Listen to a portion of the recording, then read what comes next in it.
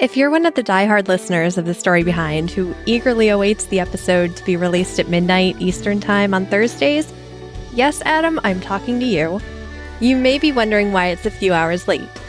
Usually when an episode is late, it's because I'm either dealing with family things or taking too long editing, but not tonight.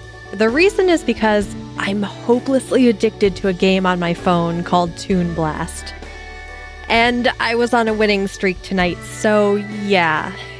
Not a very good excuse, but it did give me an idea for this week's episode. I'm your host, Emily Prokop, and this is the story behind Pong. But first, a quick message.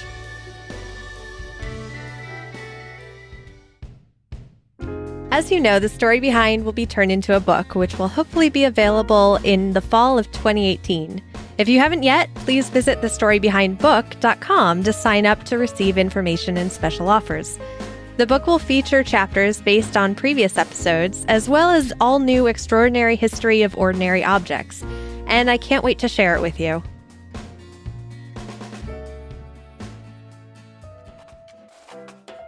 I should say up front that Pong wasn't the first video game, but it is probably one of the first video games that went so mainstream most millennials and even post-millennials are familiar with it.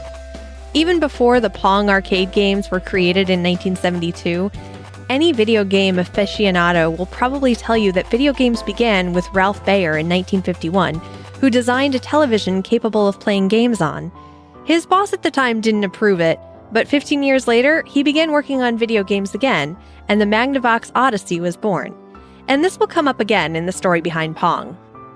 But to talk about Pong, we first have to talk about the company Atari, which the founders Nolan Bushnell and Ted Dabney named after a term from the board game Go. It's Japanese for to hit the target, and is used as an exclamation of luck. Bushnell and Dabney had worked before creating arcade games under another company called Nutting Associates, but decided to set out on their own and form a new company. Originally, the company had another name I'm going to try my best to pronounce, Syzygy.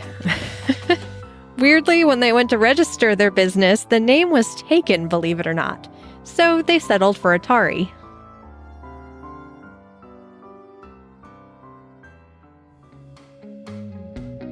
Atari hired Alan Alcorn, a 24-year-old recent Berkeley graduate, as its first engineer.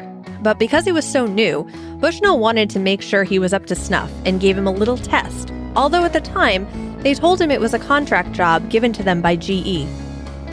The assignment was to create an electronic game that was played with two paddles and a moving ball, although if you've seen any of the older iterations of Pong, it was more like a moving square than an actual ball. Alcorn, who had paid his way through school by fixing televisions, decided it was too simple of a task, and he wanted to add more of a challenge to it.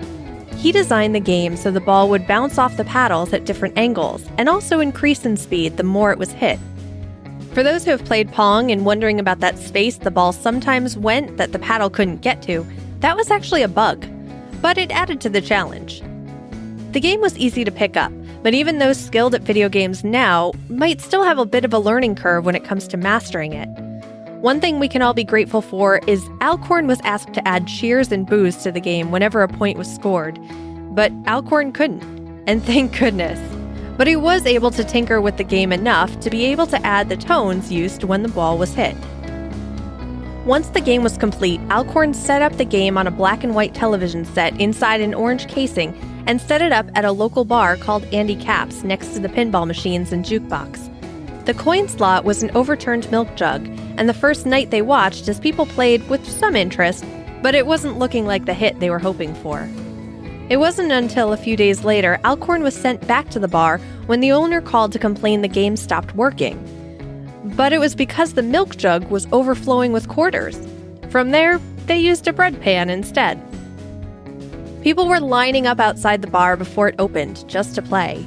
And if they were anything like me and Toon Blast, I bet they had woken up from seeing those graphics all night as they closed their eyes. Atari made more machines, using an old roller skating rink as its manufacturing headquarters. The company didn't think to patent the game until a year later, unfortunately. By then, there were so many knockoffs like Paddle Battle and Computer Spaceball, which was released by the same company Bushnell and Dabney had previously worked for. Some companies even bought the machines and lifted the technology right out of it to remarket it as their own. But even through knockoffs and uninterested investors, Atari decided to change its focus to turning Pong into a console game people could play at home. It turned out to be a good gamble, and by 1975, they had struck up an exclusive contract with Sears Roebuck and Company and began creating the console for people to buy Pong at home.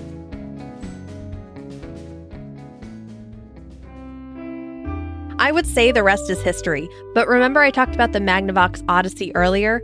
A patent was held by Ralph Baer for a table tennis game called Ping Pong, which was released in 1972, the same year Pong debuted. Baer sued Atari, which resulted in a settlement on Baer's behalf. Depending on the source, the settlement was anywhere between $300,000 and $700,000. On the plus side, Magnavox did agree to go after those making and selling knockoff Pong games and force them to pay royalties, meaning the competition for Atari wasn't a problem anymore. Even though Alcorn knew nothing of the other game, Bushnell eventually admitted he had seen and played Baer's ping pong game at a trade show that year, but he said he wasn't impressed by it.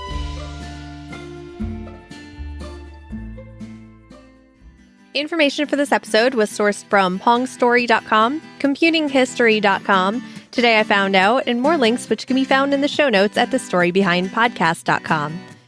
If you want to learn more about ping pong, the table tennis game, you could listen to The Story Behind Ping Pong from the Forrest Gump series I did last year. This week in the Story Behind discussion group on Facebook, there are a lot of Africa by Toto memes and covers, and also the new cover of the song by Weezer, which I adore. I love that you guys know how much I like the song and posted in the group. On Trivia Tuesday from last week, Matt posted he learned the phrase, "You can lead a horse to water, but you can't make them drink," is the first fully English proverb. And he learned it from the podcast Turn of Phrases. And Joe said that he learned Grand Rapids, Michigan is the largest consumer of SpaghettiOs in the world. If you'd like to talk about trivia you pick up during the week and have it read on the show, join the Story Behind discussion group on Facebook. This episode was brought to you by the Story Behind executive producers, who support the show through the Patreon page at patreon.com/thestorybehind. Thanks for listening.